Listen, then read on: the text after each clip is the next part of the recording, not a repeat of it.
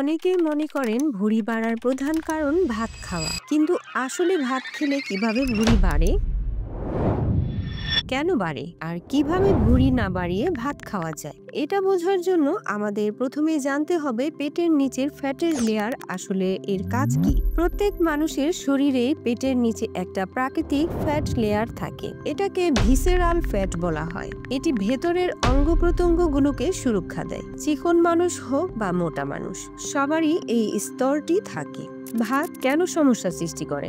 ভাত হচ্ছে refined carbohydrate, এর গ্লাইসেমিক ইন্ডেক্স অত্যন্ত উচ্চ, তাই ভাত খাওয়ার পর এটি দ্রুত গ্লুকোজে ভেঙে রক্তে প্রবেশ করে। এখন রক্তে যখন হঠাৎ বেশি গ্লুকোজ চলে যায়, তখন আমাদের অগ্ন্যাশয় প্যানক্রিয়াস ইনসুলিন নিঃসরণ করে। ইনসুলিন কাজ করে কোষের দরজা খুলে দিয়ে, যাতে গ্লুকোজ কোষের ভিতরে গিয়ে শক্তি তৈরি করতে পারে। কিন্তু কোষের প্রয়োজনের পরেও যদি রক্তে গ্লুকোজ থেকে যায়, সেটা শরীর ফ্যাটে রূপান্তর করে জমাতে শুরু করে। আর সবচেয়ে বেশি জমা হয় পেটের ভিসেরাল ফ্যাটে, কারণ এখানে ইনসুলিন রিসেপ্টর বেশি থাকে। এভাবে ভুঁড়ি ধীরে ধীরে গোল হতে শুরু করে। বারবার বেশি ভাত খেলে কি হয়?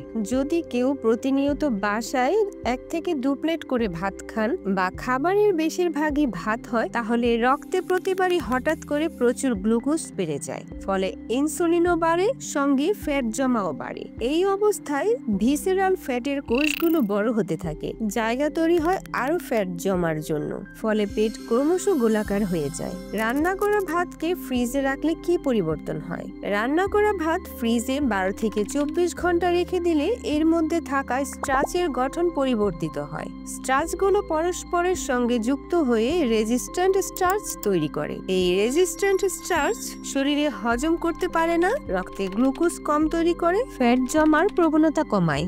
গবেষণায় দেখা গেছে 24 ঘন্টা ফ্রিজে রাখা পরে গরম করা ভাতে রেজিস্ট্যান্ট স্টার্চ 2.5x পর্যন্ত বেড়ে যায়। এটি খাওয়ার পর গ্লুকোজ স্পাইক 60% পর্যন্ত কমে যায়। ডায়াবেটিস রোগীরা কিভাবে ভাত খাবেন?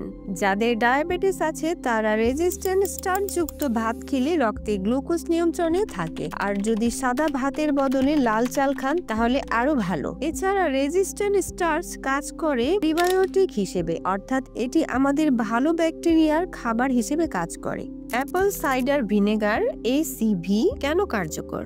খাওয়ার 10 মিনিট আগে 1 গ্লাস পানিতে 1 থেকে 2 চামচ ACV বা অ্যাপল সাইডার ভিনেগার মিশিয়ে খেলে রক্তে গ্লুকোজ আসা কমে, ইনসুলিন সেনসিটিভিটি বাড়ে, অতিরিক্ত গ্লুকোজ রক্তে জমা হতে পারে না। যাদের কিডনি সমস্যা আছে তাদের অবশ্যই ডাক্তারের সঙ্গে কথা বলতে হবে। ভুঁড়ি বাড়ার অন্য বড় কারণগুলো: 1. মিষ্টি জাতীয় খাবার, দই, রসগোল্লা, পায়েস, সেমাই সবই অতিরিক্ত ফ্যাট জমায়।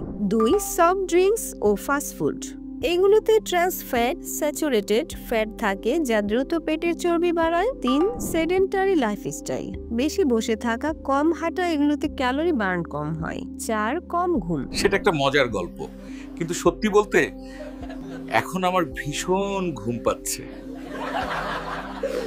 ঘুম কম হলে গ্রেনিল বাড়ে, ক্ষুধা বাড়ায়, লেপটিন কমে, পেট ভরার অনুভূতি কমে। ফল, অতিরিক্ত খাওয়া প্লাস কম ক্যালোরি বার্ন, ফলাফলে ভুঁড়ি বাড়া। 5. মনোযোগবিহীন ভাবে খাওয়া, মোবাইল টিভি দেখে ব্রেন স্যাটিসফ্যাকশন সিগন্যাল পায় না, খিদে বাড়ে। ভুঁড়ি কমানোর 5টি বৈজ্ঞানিক উপায়: 1. প্রোটিন বাড়ান, প্রোটিন হজম হতে সময় লাগে, তৃপ্তি বাড়ায়, ক্যালোরি বার্ন বাড়ায়। দিনে মোট ক্যালোরি 40% প্রোটিন নিন, উদাহরণ ডিম, মাংস, ডাল, ছোলা, টক দই। 2. কার্বোহাইড্রেট কমান, এক গবেষণায় দেখা গেছে কার্বোহাইড্রেট সীমিত করলে ওজন কমে 28.9 পাউন্ড, অন্যদিকে ফ্যাট কমালে কমে 18.7 পাউন্ড, অর্থাৎ কার্ব কমালে ওজন বেশি কমে। 3. রেগুলার এক্সারসাইজ, পেটের ব্যায়ামে ভুঁড়ি কমে না, সেরা ব্যায়াম দৌড়, সাইক্লিং, সাঁতার, দৈনিক 30 থেকে 60 মিনিট, সপ্তাহে 4 থেকে 5 দিন। যাদের ব্যায়ামের অভ্যাস নেই, প্রথমে ধীরে ধীরে হাঁটা শুরু করতে হবে।